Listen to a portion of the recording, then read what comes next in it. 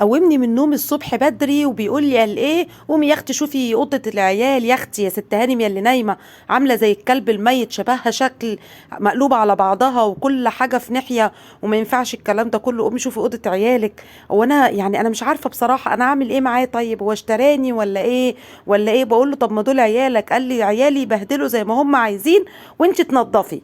هو بصراحة كده يعني أنا مش عارفة أعمل إيه. المهم قمت كده لقيت فعلا أوضة العيال شكلها مش عارفه اقول لكم مقلوبه قلبه سودا سودا سودا.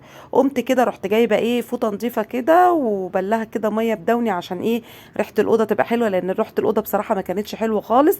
وفوت كده على السرير كده بالفوطه ونضفت السرير نفسه ولمعته كده الاول بالجلانس وبعدين لمعته بالفوطه اللي فيها الدوني دي معصوره قوي يا دوبك تدي لها الريحه بس بتاعه الدوني عشان خاطر الريحه كده تبقى كويسه وفي الاخر برضو هرش معطر. جيت كده رحت جايبه ايه ملايه نظيفه كده كمان من الدولاب ونضفت كده وقلت ايه هحط بقى الملايه كده وانضفها واظبطها. وحطيت الملايه كده ملايه جميله جديده وشيك كده قعدت اسوي فيها واظبط فيها واعمل فيها. وكمان المخدة ركبت المخدة بتاعت الملاية شكلها جميل وحطيتها كمان عشان خاطر ايه ما يقوليش كاني ولا ماني قال مصحيني من النوم الصبح بدري عشان يقول لي شوفي اوضه العيال. الله يسامحك يا شيخ. المهم بقى رحت جبت كده ايه اللحاف عشان طبعا برضو ايه لحاف الطقم عشان برضو ايه يبقى شكله حلو كده على السرير ويقول لي ايه الجمال ده واللحاف كان لسه جايباه من التنظيف ودفع فيه فلوس وايه وجايب كيسه يعني. قلت يلا مش خساره في عيالي انضفهم كده وايه وانضف مكانهم وانضف الاوضه بتاعتهم. طبعا قعدت ازعق شويه وده منظر ومش ده منظر بس في الاخر مين اللي هيعمل غيري يعني مين اللي هيعمل غيري يلا الحمد لله.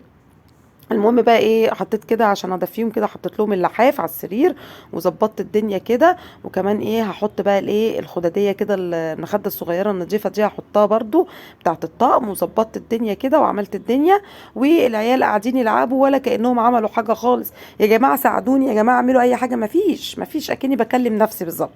بس المهم بقى ايه رحت بقى حطيت كده اهو الملايه وظبطت الدنيا. هاجي بقى على الركنه الدولاب الاول برضو الدولاب فوت عليه برضو بالفوطه اللي هي ايه مليانه دهن دي عشان يبقى ريحته حلوه.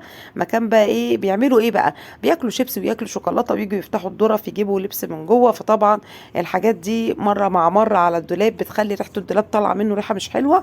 نضفته من جوه ورتبته وظبطته وكمان لمعته اهو من بره مش هخلي عليه اي تراب خالص لان هو بيجي يعمل لي اختبار بقى يعمل لي اختبار يدوس بقى بصباعه كده على العفش يشوف عليه تراب ولا لا. فانا مش هديله الفرصه دي طالما كده كده قمت بدري يبقى انضف بضمير وخلاص بقى عشان خاطر ايه ما يمسكش عليا ماسك. نضفت كده ولمعته كده وبعدين ايه بلمع الازاز كده بتاع الدولاب مطرح ايه ايديهم بقى لما بيفتحوا من الدولاب ويفتحوا الضرفه مطرح بقى ايه صوابعهم بتبصم بقى بيبقوا بياكلوا حاجات ومش عارفه ايه وصوابعهم بتبصم على الازاز ده. فبجيب جرنان كده وجلانس وبلمع بقى كل الازاز ده كده بخليه كله بيلمع وزي القشطه ما بخليش فيه حاجه خالص عشان خاطر يجي يلاقي الدنيا ايه زي الفل يعني. بس انا كده ايه يعتبر خلصت الدولاب خلاص والدنيا زي الفل. هدخل بقى دلوقتي على الحمل التقيل بقى الركنه بقى دي انا عايزه اقول لكم بتبقى مليانه فتافيت شيبسي وفتافيت شوكولاته وفتافيت بسكوت. وبصوا ما تقريبا ما بيصدقوا يخلوني انام فبيعملوا اللي هم عايزينه في الاوضه. وهو يقول لي طبعا هم اولادي يعملوا اللي هم عايزينه وانتي لازمتك انتي تقومي تروقي فاهميني طبعا يعني الموضوع. فايه قمت كده شفطت بالمكنسه كل اي حاجه عليها وبعدين برضو مسكت الحته الفوطه النظيفه اللي فيها دوني معصوره قوي عشان الركنه تطلع ريحه حلوه بدل ريحه الشيبسيهات والكلام ده. وفوت عليها كلها زي ما انتم شايفين كده على الركنه كلها بالفوطه المبلوله دي عشان خاطر ايه انضف الدنيا كده واظبطها وتبقى طالعه منها ريحه ايه ريحه كويسه لان احنا بنقعد هنا فكل قعدتنا في اوضه بنتي هنا فايه قدام الشاشه في الكروكنه دي فايه فتبقى طالعه ايه ريحه كويسه. حطيت بقى المخدات كده مكانها كده واظبطها كده والمخده الفرو الحلوه دي عشان ايه يعرف ان انا ايه لمعت وظبطت ونضفت تمام. هاجي بقى على الناحيه التانيه من الركنه برضو نفس اللي عملته في الناحيه الاولانيه هعمله ايه في الناحيه التانيه برضو مسكت الفوطه اللي فيها الدوني وهفوط عليها كلها كلها كلها تمام. بالفوطه دي بالفوطه اللي هي فيها الدون دي او بصوا فيها حاجات وبطلعها وبتاع. وبعدين برضو هرص عليها المخدات برضو بتاعتها مش منظر، ما كانش منظر ابدا ابدا فعلا. يعني هو انا اقول لكم عنده حق، بس ما عندوش حق يصحيني بدري وبعدين يزعق لعياله شويه يقول لهم قوموا نظفوا مكانكم حتى لغايه ما ماما تقوم. لكن لا، ازاي؟ دول ولاده طبعا يعملوا اللي هم عايزينه، لكن ايه، الخدامه اللي مشتريها هي اللي تقوم تعمل لهم. المهم الركنه كده بقت زي الفل، والسرير والدولاب اتلمعوا وكل حاجه تمام. هاجي بقى للتسريحه دي اللي طول النهار الهانم واقفه قدامها عماله تسرح في شعرها يمين وشمال، وتجيبه يمين وتجيبه شمال. مسكتها كده برضو بالايه، بالفوطه اللي فيها دوني كده ايه، يعني فوق وتحت وكله كده. وهمسك بقى برضو جرنان بجلانس، الملايه دي برضو ايه، هظبطها كده والمعها لها عشان تقف ايه، تقف تسرح فيها براحتها يعني. واخدين بالكم؟ بتصرح بس هي ما بتعملش حاجه. يعني طول النهار ازعق لها واقول لها يا بنتي قومي ساعديني، يا بنتي قومي اعملي مكانك. لا، تقوم تعمل مكانها ليه طالما ابوها عندها واحد بيشجعها ويقول لها تعملي مكانك ليه يا حبيبتي؟ يعني هو بيشجعها وبيقول لها ايه، لا ماما اللي تعمل، انت اعملي اللي انت عايزاه وماما اللي تعمل.